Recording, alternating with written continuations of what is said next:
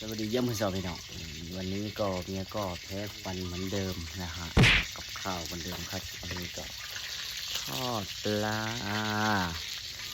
อันนี้ปลาช่อนนะครับบ้านเขาอื่นปลาคอพี่น้องนี่อันที่ทอดแล้ว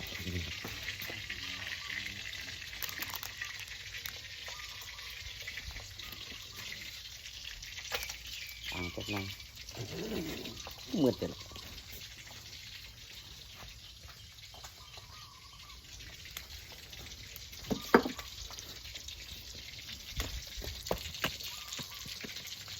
นี่คือย่างหมูนะครับ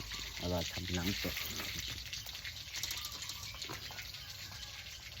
เนี่ยก็แพ้ควันแหละมันยังไงขับหน้าที่พ่อครัวคือเก่าละ